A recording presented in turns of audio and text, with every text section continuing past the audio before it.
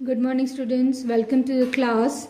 Our chapter is the best Christmas present in the world. In the previous class, we have studied that author saw a roll-top desk in a junk shop in a Bridgeport. He saw it and brought it home. He started work on it at Christmas Eve. Now we will continue. First, we will read the hard words.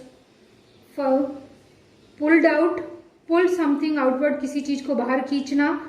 Stuck fast, shut tight, कोई चीज tightly बंद हो गई हो. Flu, moved suddenly, अचानक से उड़ जाना. ड्रॉवर, स्लाइडिंग बॉक्सेस इन अ टेबल और शेल्फ, किसी टेबल या शेल्फ के साइड में जो छोटी छोटी बॉक्सेस वाली ड्रॉवर होती है वो drawer. Veneer, a thin layer of plastic और wood to decorate the surface of furniture, किसी फर्नीचर के ऊपर सजावट के लिए लगाई गई प्लास्टिक या लकड़ी की coating. Taken their toll on, damage, नुकसान करना. स्टक, गॉट, जैम्ड, जाम हो जाना, जम जाना. ब्रूट फोर्स, स्ट्रॉन्ग फोर्स, ताकत लगाना या जोर देना. स्ट्रक, हिट, मार. रिवील, शो, बताना. शैलो, लेस डीप, कम गहरा. अंडरनीथ, वर्टिकली बिलो समथिंग, किसी के नीचे छुपा हुआ. शेकी, ट्रैम्बलिंग, कपकपाता हुआ या हिलता हुआ. Buried, buried here put along with dead body, यहाँ पर बरीड का मतलब है कि डेड बॉडी के साथ दफनाना या गाड़ना.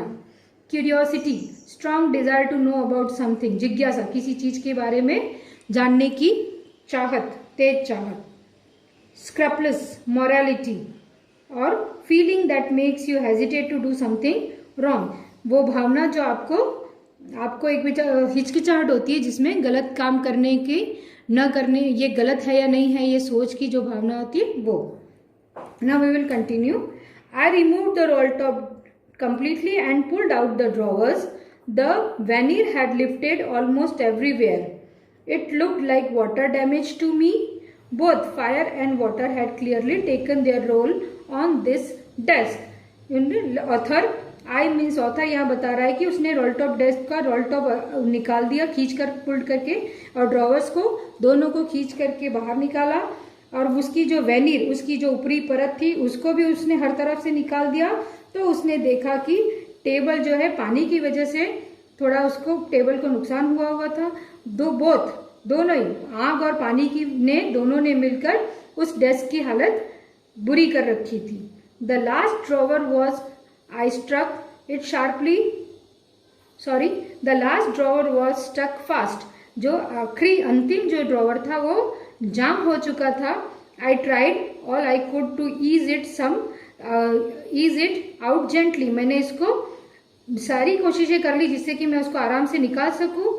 In the and I used brute force, पर आखिर में मुझे उस पर अपना जोर आजमाना पड़ा. मैंने फोर्स लगा के उसको जोर लगा के खींचा. I struck it sharply with the side of my fist and the drawer flew open to reveal a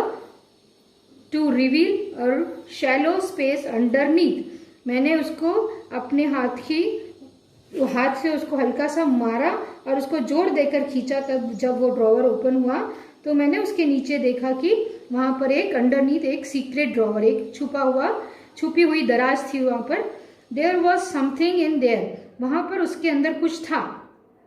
I reached in and took out a small black tin box, मैंने वहां तक पहुंच करके निकाला तो वहां पर से एक काले कलर का टिन बॉक्स यानी लोहे का बॉक्स निकला. Sellotape to the top of it was a piece of line note paper and written on it in shaky handwriting. उस बॉक्स के ऊपर टेप से लगाया हुआ एक कागज था जिस पर कुछ लिखा हुआ था कागज पर, जो ऐसा लग रहा था कि कांपते हाथों से लिखा गया हो उसको. Jim's last letter received January 25, 1915, उस पर कांपते हाथों से लिखा हुआ था कि जिम से प्राप्त किया हुआ अंतिम पत्र जो कि उसने 25 जनवरी 1915 को प्राप्त किया था. To be buried with me when the time comes, जिसको कि मेरे साथ दफनाया जाए जब समय आ जाए, यानी जब जिसने भी लिखा था उसको दफनाया जाए तो उस लेटर को भी उसके साथ दफनाया जाए. I knew as I did it that it was wrong of me to open the box. मैं जानता था कि ये मेरे लिए गलत था कि मैं उस बॉक्स को खोलूं, but curiosity got the better of my scrapers it usually does. लेकिन जो मेरी जिज्ञासा थी वो मेरी उस हिचक के ऊपर या सही गलत करने की भावना के ऊपर भारी पड़ गई और मैंने उसको खोला, जो कि मैं ज्यादातर ऐसा कभी करता नहीं हूं, पर उस दिन मेरी जिज्ञासा ने मुझे ऐसा करने पर मजबूर कर दिया। Inside the box there was an envelope. Box के अंदर एक एनवेलप, एक लिफाफा था। द एड्रेस रीड, मैंने जब एड्रेस पढ़ा तो उस पर लिखा हुआ था मिसेस जिंग McPherson, 12 copper beaches, Bridport, Dorset. उस पर एड्रेस लिखा हुआ था मिसेस जिम मैकपर्सन का, जो कि ब्रिडपोर्ट की ब्रिचेज में, ब्रिडपोर्ट के डॉर्सेट के ब्रिडपोर्ट इलाके में रहती थी। I took out the letter and unfolded it. मैंने वो पत्र बाहर निकाला, लेटर बाहर निकाला और उसको खोला। It was written in pencil and dated at the top December 26, 1940।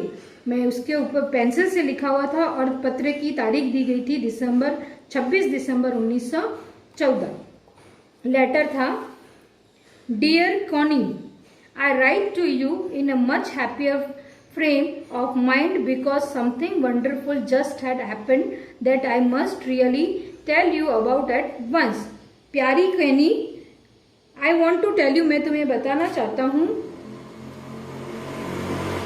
Happier frame of mind, बहुत खुशी से, मैं अपनी खुशी वाले माहौल में, अपने खुशी वाले दिल से मैं तुमको बताना चाहता हूँ। मैं बहुत खुश हूँ क्योंकि मैंने एक बहुत ही वंडरफुल, एक आश्चर्यजनक और बहुत ही खुशी वाली घटना है जो मैं तुम्हें उसके साथ, तुम्हारे साथ बांटना चाहता हूँ।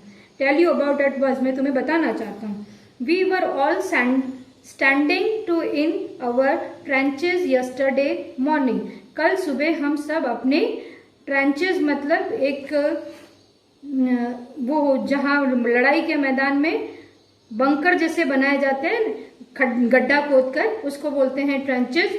वो बता रहा है कि हम कल सब अपने अपने ट्रेंचेस में वहां पर खड़े हुए थे क्रिसमस की दिन सुबह पर।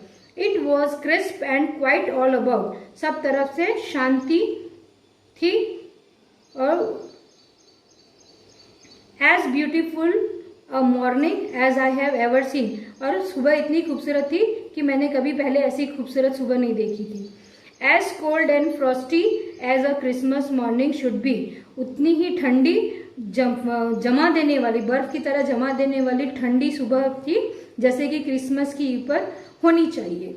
आई should like to be able to tell you that we began it. मैं तुम्हें ये बताना चाह रहा हूँ ये कि but the truth I am ashamed to say, लेकिन सच ये है कि मुझे शर्म आ रही है ये बताते हुए, शर्मिंदा हूं मैं। Is that Fritz began it first.